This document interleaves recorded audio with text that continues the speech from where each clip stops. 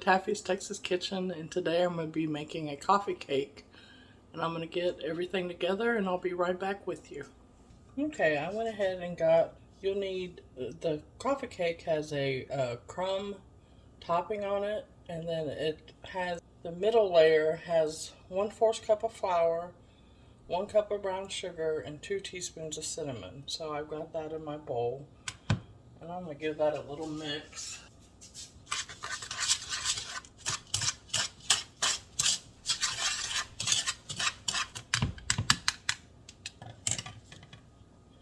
And then the crumb topping has 1 cup of brown sugar, 1 cup of flour, 2 teaspoons of cinnamon, 1/4 teaspoon of salt, and 1 stick of butter or 1/2 cup. And I just chop those into little pieces. And then you'll want to put all that in your bowl.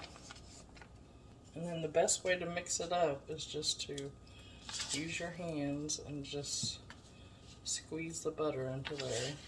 Same kind of crumb topping if you're making like an apple crisp. This is the same. You just want to keep squeezing it together. Once you get it all incorporated, you just squeeze it together, and when it comes to one consistent kind of a little ball, you just break it apart, and this is what we're going to put across the coffee cake. This part would be fun for kids to do, because I mean there's nothing they can mess up. As long as they have clean little hands, you just let them sit there and squish it like it's Play-Doh. So once you've got all your sugar incorporated with the butter, and it starts to look like you can break it apart like that, then that's good. Okay, that's kind of what you're looking for. You can kind of like roll it in a ball and then like separate it. Okay, I'm going to get my hands washed up and clean up here a little bit, and then we'll make the cake. Okay, in my mixer I've got 3/4 cups of butter. I got 1/2 cup of brown sugar and 1 cup of sugar, white sugar. And then I'm just going to cream this together.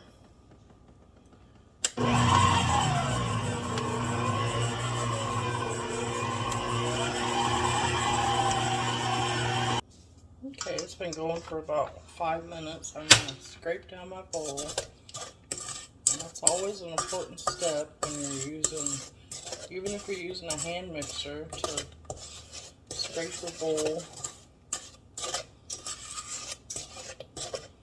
Especially these stand mixers, they don't get all the way down to the bottom. And I always let this just be my first step. And that's my oven coming to temp. You're going to want to set your oven at 350. And I just let this go for 10 minutes. I just set a timer, and I always let this be my first step. And then while you're waiting, you can measure out your other stuff, or if you got everything measured out like I do, I just set a timer and I just go sit down and wait for it to get finished. Okay, I'll bring you back in 5 more minutes. Okay, when it's done mixing, it should be light and fluffy, and you shouldn't see any more sugar particles. And we're going to need 3 eggs, and we're going to mix these in one at a time. And you just want to mix it till the egg yolk is broken, it looks mixed in.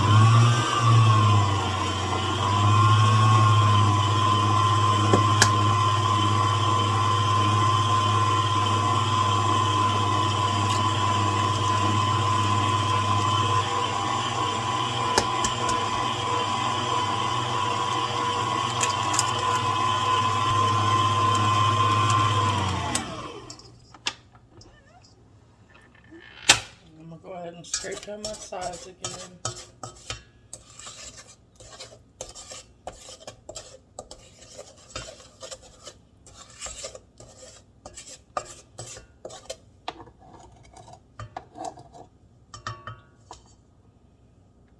And then I need uh, 2 teaspoons of vanilla,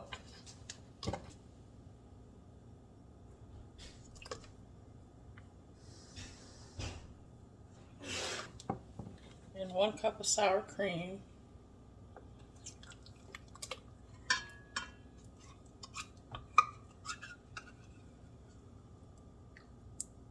and that's all the liquid we put in this cake. There's no milk, it's just 1 cup of sour cream. No milk or water. So make sure you get all your sour cream out. And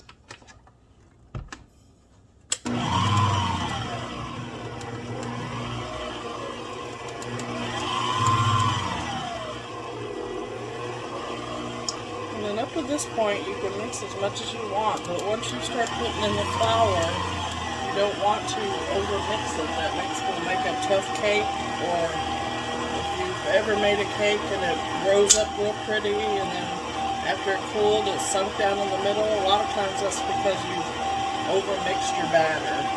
In my flour mixture I got 2 1/4 cups of flour, 1/4 of cornstarch, 2 1/2 teaspoons of baking powder, 3/4 teaspoon of salt. Since this isn't a cake where you're putting in liquid and flour,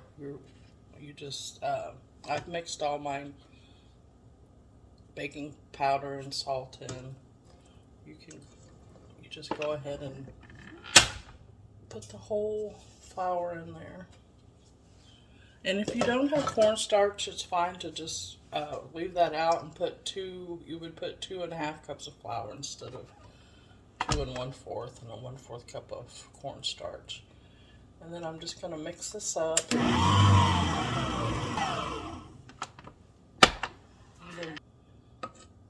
At the point you think I will need to scrape down my sides and the bowl and it's incorporated, then you want to just go ahead and take that off and just finish mixing it by hand. And that's what it looks like. Consistency you're looking for.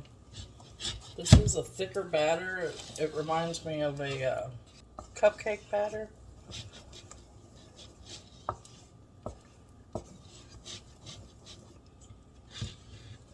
You always want to make sure you get all the sides and go down to the bottom and stir it up. Okay, then I got a well-greased pan. I always just do mine with butter. You can do it with spray if you want to, but my mom always just greased it with butter, and when I was little, that was usually my job to do that. So, then we're going to pour in half of the cake mixture.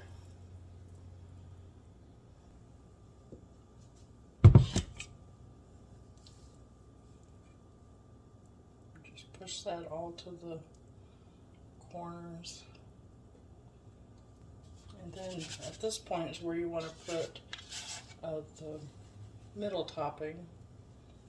And just make sure you go all the way to the edges. And this is what gives you that. When you cut into a coffee cake, it has that little ribbon of cinnamon in the middle. And then you want to just pour in the rest of your cake batter.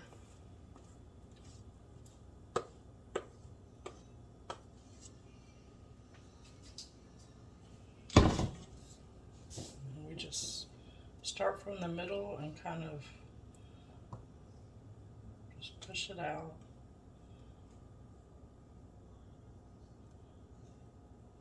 And I'm using a 9x9 cake pan.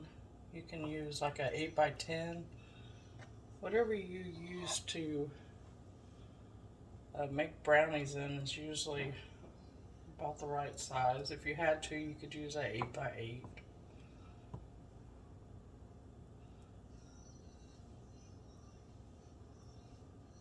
You just want to make sure you get this all the way to the edges without getting into that cinnamon. And then you're going to take your crumb topping and just kind of crumble it over the top. It doesn't have to be perfect. You just want to make sure you kind of got a layer across the whole thing. The butter and the brown sugar will kind of melt it out, spread it out.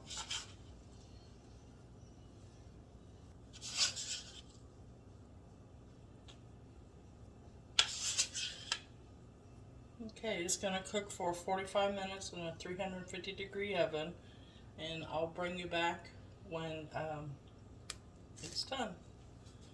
Okay, it's out of the oven, and we're going to let it cool down, and then we're going to slice a piece and have Carmine's going to be my taste tester today. Okay, we got Carmine here, and he's going to be our taste tester today. Not bad.